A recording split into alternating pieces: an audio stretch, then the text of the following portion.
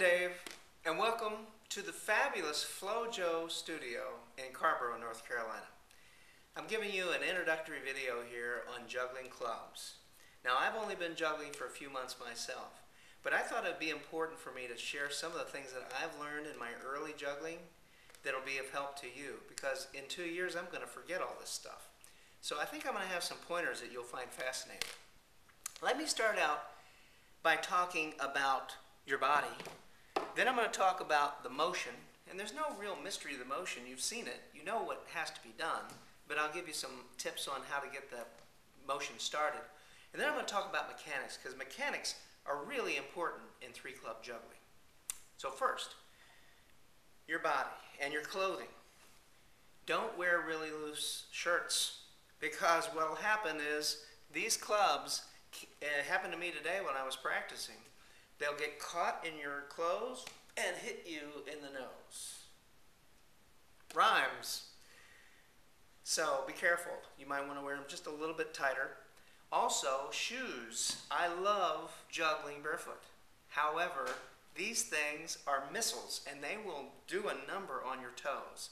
So you may want to wear sandals or some shoes while you're practicing your clubs. Your hands.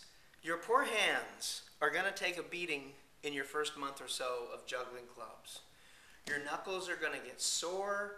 If you wear rings, the skin is going to get pinched. You're going to have painful blisters.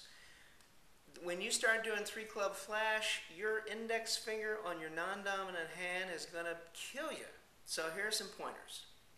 Okay, know that you're going to get swollen hands. You may want to take those rings off for a month. If you want to wear them, get some tape. Put some tape. What I would do is I'd juggle until it got a little painful. Then I'd wrap it in tape and I would keep going.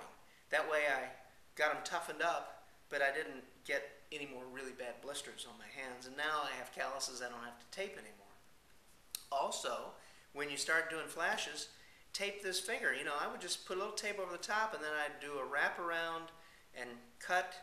And now I have a little glove over the tip of my index finger and allowed me to keep going, because there were days where I had to quit because my index finger was just killing me.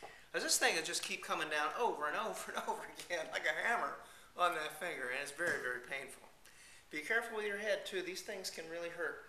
They can hit you in the eye. I've hit myself in the cheek, and it's painful. So be careful. Okay. You're going to get some soreness in your shoulders. That's going to go away. Mostly it's in your hands. Arm strength, you're going to find if you've been juggling balls for a while, for years, that you've got some pretty good muscles. If you juggle for any period of time every day, you've got some good biceps. And you're going to find that even though these are heavier, you can keep going and going and going. It's not going to be like your early days of juggling balls where you'd have to quit after an hour because your arms are just falling off. I can juggle these for an hour and a half and hardly feel any fatigue. So that's a good thing to know, because as I'm going to discuss when we get into mechanics, long periods of exercise are going to be a benefit to you. Okay, so let's talk about the motion. No real secret here. I mean, you've seen it. You know what you have to do. It's just a matter of doing it. Break it down, do one, then go to two, right? And what I would do once I could do two pretty regularly, and believe me, balls do not translate to clubs, because you've got this torque thing going on. You have to twist this thing. When you can get two, what I would do is I'd do two in pretty rapid succession. Like if I had some music on, I would just keep to the beat and no pause, just keep them going. And I would get that motion down. Okay, when you're ready to go to three. Well, before I do that, let me talk about startup. Let's say I'm going to flip my red club. Okay, out of my dominant hand, I'm going to start my motion. Here's how I hold the clubs. First, the club that I'm going to hold on to, not the one I'm going to flip, the other one, I hold with my hand, see where the tape is? I hold up to the top of the tape, or up to the top of the handle at the tape. I tuck this other club underneath it, right? So I'm holding this, I tuck this one underneath. I hold the red club, the one I'm going to twirl with 3 fingers. My index finger is open. I don't do anything with my index finger. It's out. And then I hold, just to keep it balanced, I hold the top of the red club with this thumb, not tightly, just very loosely. And then it's just that twist. And you can practice that over and over and over again until you get it down, because you need to get that part down before you can get going, obviously. And it looks easier than it is, but just practice, practice, practice. So once again, hold it high, 3 fingers tucked underneath, thumb on it, and you should be good to go. When you get to go to the 3-club flash, you know the drill if you've been juggling clubs, 1, 2, 3. I'm going to suggest, now that wasn't a very good flash, but I'm not focused so much on juggling as talking. I'm going to suggest you might want to experiment with a 4-club flash. Here's why. In a 3-club flash, 1, 2, 3, you've got to transfer. 1, 2, 3, and transfer. If you can do a 4-club flash, which was a recent discovery of mine, I'm not very good at it yet, but a 4-club flash, 1, 2, 3, 4, now I'm already set. I already have that club in position to start my next flash. So you can save yourself some time. Just an idea, something to experiment with.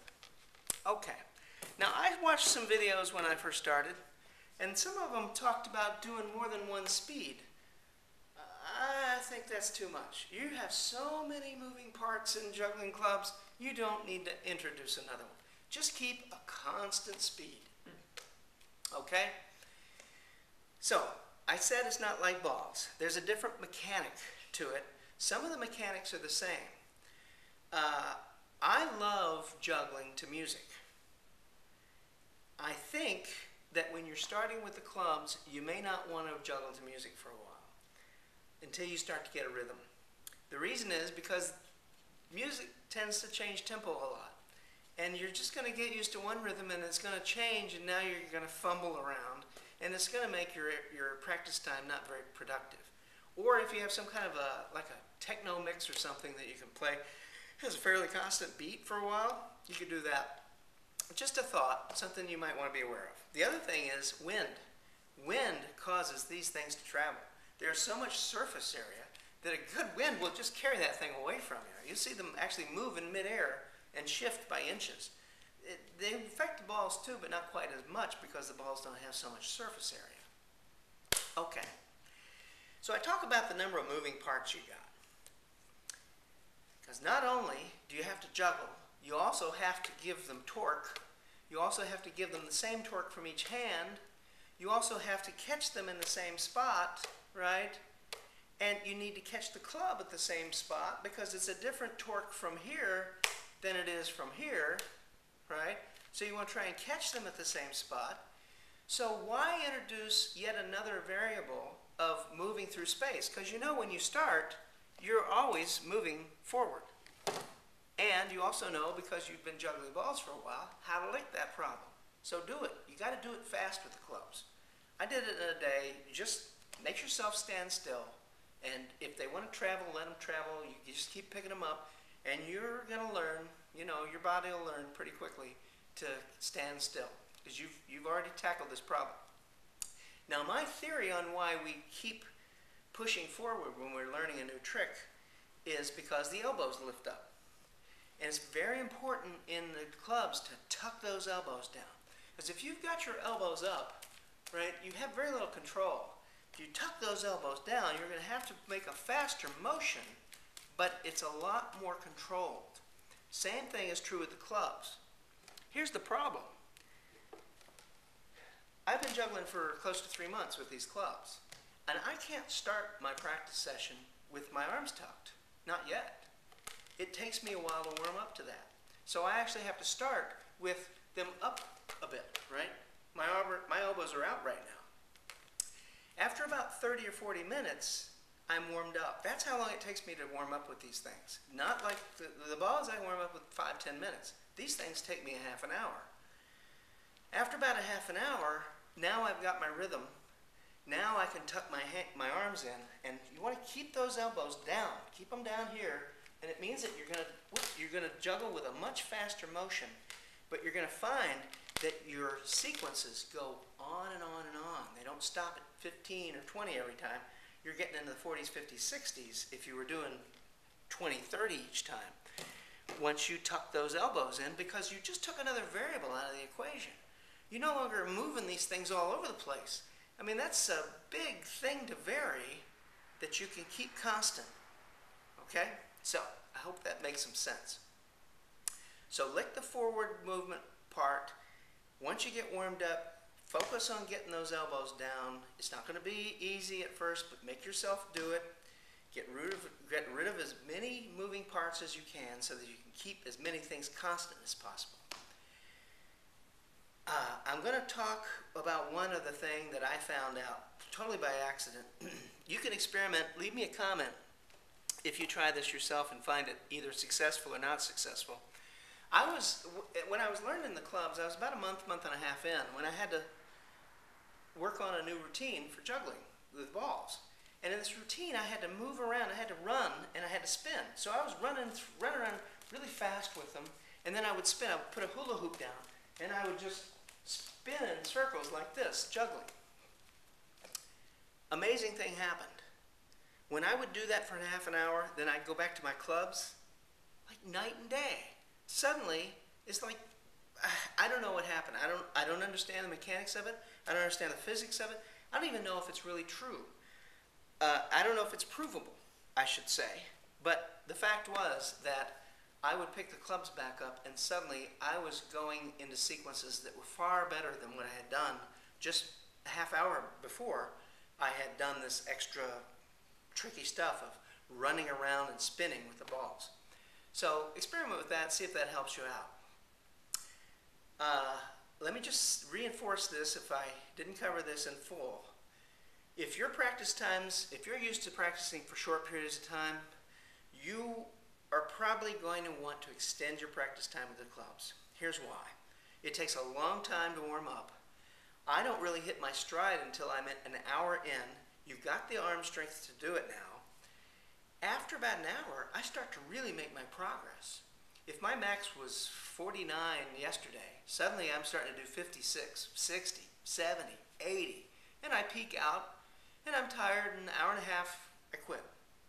But I would never know that I was going to make that kind of progress in that last half hour if my standard practice time was 50 minutes or an hour. So experiment with a longer practice time. I think you're going to find, since you now have the arm strength to do it, that it's going to make a big difference to your juggling. So I hope that helps. Please leave me some comments, what you think, and good luck, and keep throwing up.